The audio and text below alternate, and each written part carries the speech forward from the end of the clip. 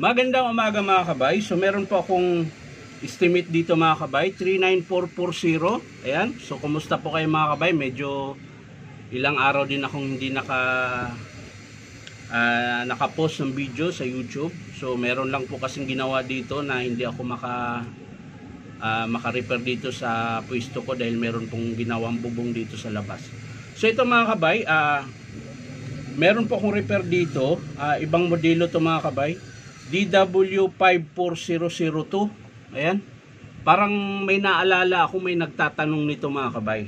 Kasi kamukha siya ng DWE 8200PL. So may safety switch din po siya.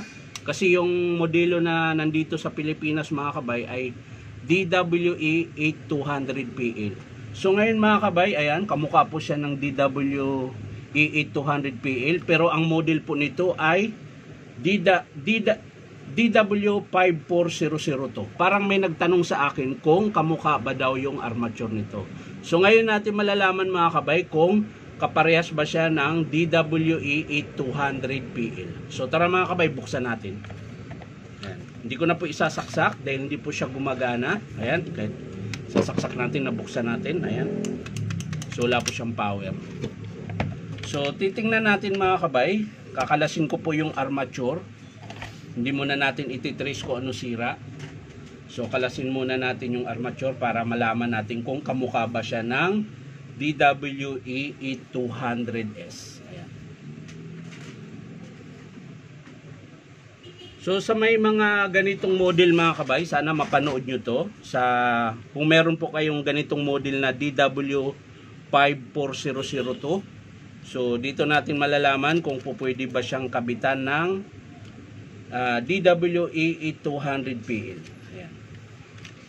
So yan mga kabay, maiksi na yung carbon niya. Kakalasin lang natin yung kabila. Ayan, labas na po yung stopper. Baka nga carbon lang asira nito mga kabay. Ayan, kung mapapansin nyo, ayan, labas na po yung stopper. Pero syempre, para malaman natin, kailangan nating tanggalin yung armature para malaman natin kung kamukha lang ba siya, kung kaparehas ba. Kasi may nagtanong sa akin ito mga kabay, hindi ko nasagot dahil hindi ko pa po nakita yung ganitong modelo. Ayan. So ngayon mga kabay, ayan, may dinala sa atin. So malalaman natin ngayon kung yun, parehas lang mga kabay, oh. Ayun, oh. Baka nga buo pa to mga kabay, eh. Ngayon kukuha ako ng armature ng DWE 200PL. Titingnan natin, ikukumpara natin kung parehas lang. So yan mga kabay, ito po yung model sa Pilipinas na DWE 8200PL. Ayan. Magkamukha po sila mga kabay. Ang kaibahan lang niya mga kabay yung sa guard niya. Ito mga kabay, yung sa guard niya ay quick release. Ayan. Pipisilin nyo lang po dito sa gilid. Matatanggal na po yung guard. Ito naman mga kabay ay di-screw. Wala la tayong guard nito. So tinanggal na ng customer. So yan lang po yung kaibahan nila mga kabay. Ngayon, bubuksan ko ito mga kabay. Tingnan natin yung armature kung parehas. Ayan.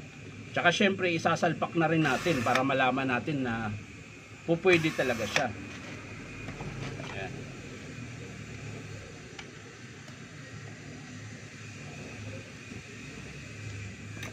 Hindi ko pa yata na-testing kung gumagana. Ayan. Sasaksak ko muna ito mga kabay para makita nyo gumagana. So good po ito mga kabay dahil doon ko po ito kinuha sa approved estimate natin. So iti-testing ko lang mga kabay. Ayun, no, parehas sila ng paddle switch. Ayan, ano ba pinagkaiba nila? So yung 8200PL medyo mahaba lang po ito. Ayan. Pero yung haba nung pinaka nagpupos doon sa switch ay parehas lang po. Ayan. So dito lang po sila magkaiba sa pinaka paddle switch niya. Medyo mahaba lang yung 8200PL kaysa kumpara mo sa DW5 ano ba yun? DW54002. Ayan. So yan lang po yung kaibahan nila. So titingnan natin yung armature mga kabay. Kung meron din po bang kaibahan. Sa carbon, parehas din mga kabay. Ayan. So nakalas na po natin. So ayan mga kabay. Ito po yung armature ng DWE 800PL. Ito naman yung armature ng DW54002. Ayan. So parehas lang po siya mga kabay. So ngayon, para malaman natin kung gagana, iti-testing natin tong DWE 800PL sa DW54002. Ayan mga kabay, sasalpak ko na po. Ito po yung DW54002. Sasalpakan natin ang armature ng DWE 800PL. So ibabalik natin yung kanyang gearbox, gagamitin natin para malaman din natin kung parehas lang yung kanyang pinion tsaka gear. Pag ito matining, ibig sabihin matched po yung gear in pinion niya. At syempre yung kanyang armature. Ngayon, ang gagamitin nating carbon dahil ito ay sira na, wala na po, pudpud na, gagamitin natin yung carbon ng 800PL. So ito yung carbon ng 800PL mga kabay. Ito naman yung carbon ng DW54002. Ayan, parehas lang po. So ito po yung gagamitin natin. Dahil di na po gumagana yung isa. Ayan. So yun yung ikakabit natin. Titingnan natin kung hindi ba siya mag-iinit.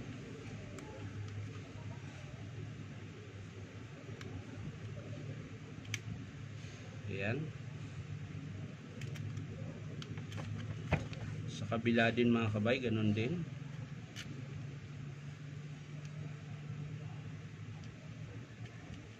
Ayan. So kakabit lang natin yung terminal mga kabay. Para syempre para gumana. So yan mga kabay, nakabit na natin. So ilalagay na natin yung paddle switch nya at ite-testing po natin. So yan mga kabay, hindi ko pala nasilip kung 220. Ayan mga kabay, nakalagay 220 to 240 volts. Ayan, 50 to 60 Hz. Ayan. So sasaksak na po natin mga kabay. So ayan, ite-testing natin.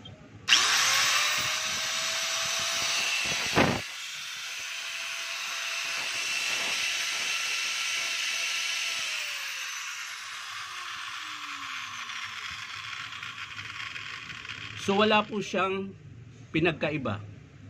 Ayan, modelo lang po yung pinagkaiba sa dalawang unit na ito. So yung armature nito mga kabay ay para sa DWE 800PL. Sinalpak natin sa DW54002. Ayan. So yung nagtanong sa akin na ganitong modelo mga kabay, ayan, sana mapanood nyo ito. Pasok po siya sa DWE 200PL natin na dito sa Pilipinas. So yan lang mga kabay. Hindi ko pala na-testing mga kabay kung good yung armature ng DW5402.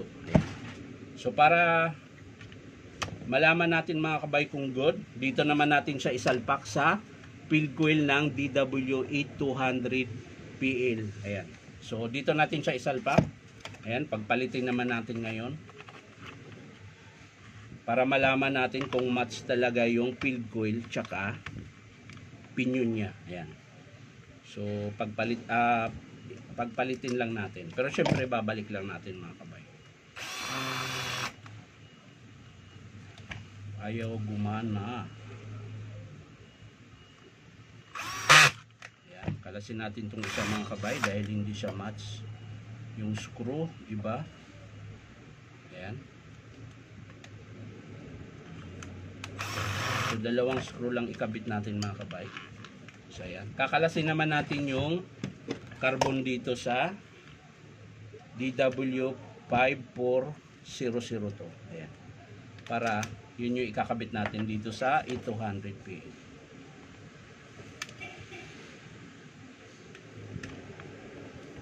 Kabila din mga kabay, ganun din po. So sa mga gustong magpa-repair mga kabay, punta lang po kayo dito sa 530 T. Alonso, Santa Cruz, Manila. Ayan. So ikakabit po natin tong armature. Ayan.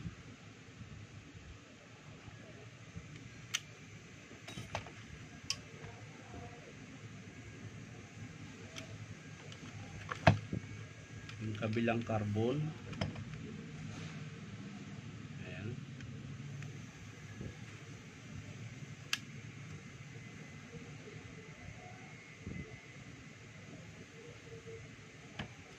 So ayan mga kabay, nakabit na po natin. So iti-testing natin ngayon mga kabay. Sasaksak natin yung plug. Ayan. So itong model na to mga kabay ay DWE8200PL. Ayan. So yung armature po ng DW5400 to, sinalpak naman natin dito sa 8200PL. So iti-testing natin mga kabay. Lagay lang natin yung paddle switch. Ayan.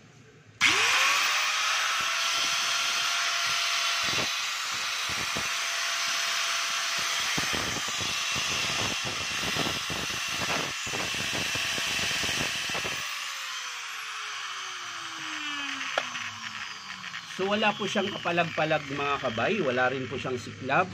So ibig sabihin mga kabay, buo po yung armature ng DW54002. Ang sira lang po niya mga kabay ay carbon brush. Ayan. Ito po yung sira niya, carbon lang po.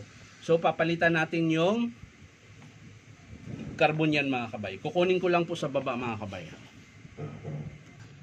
So yan mga kabay, ito po yung carbon brush ng DWE8200PL. Isasalpak po natin sa modelo na DW54002. Ayan. So ikakabit natin mga kabay. Tara. So ayan mga kabay. So ibabalik na po natin yung kanyang armature. Ayan, tatanggalin po natin yung armature dito sa DWE8200PL. So ito yung armature ng DWE8200PL. Yan. So tatanggalin din po natin yung armature dito sa 800PL dahil ang sinalpak natin dito ay DW54002. Ayan. So yan. Siyempre iangat natin yung carbon mga kabay dahil baka maputol. Ayan. So iangat lang natin.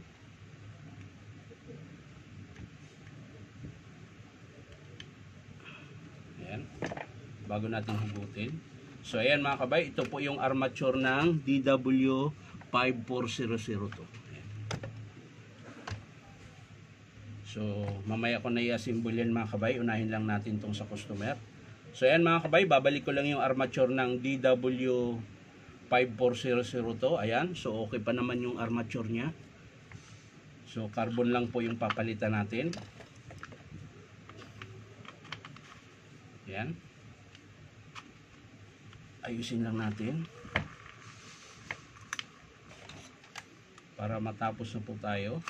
So ulitin ko mga kabay, sa may mga model dyan ng grinder na DW5400 ay sukat po siya sa DWE8200PL. Ayan.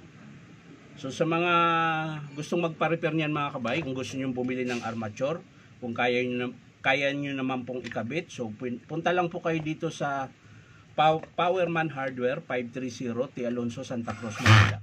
So pwede po kayong bumili dito ng armature ng grinder. Ayan. Pero syempre depende pa rin mga kabay kung sa merong available na stock. Ayan. Minsan kasi mga kabay nagkakaubusan din. Minsan walang stock. Ayan. So kung pagpunta nyo rito merong stock, swerte nyo po. Ngayon kung pagpunta nyo wala pong stock, babalik kayo dahil i-order pa po yun. So ayan mga kabay, kakabit na natin yung bagong carbon. Ayan, mahaba po yan.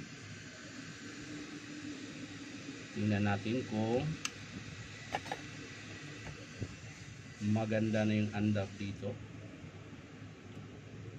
So syempre sana maganda dahil yung lumang carbon kanina kinabit natin, okay naman, wala naman pong siklab. So ayan, Babalik lang natin yung wire mga kabay. Yung wire.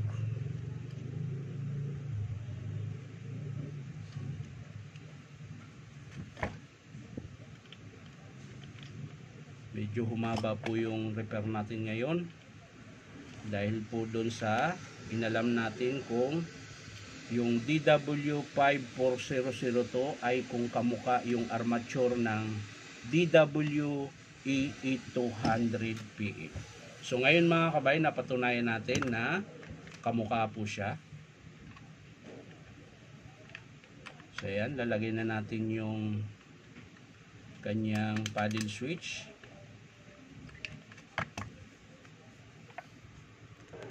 So yan mga kabay, naikabit ko na po yung carbon niya. So iti-testing natin. Paddle niya. Nakalimutan ko ikabit. Yan.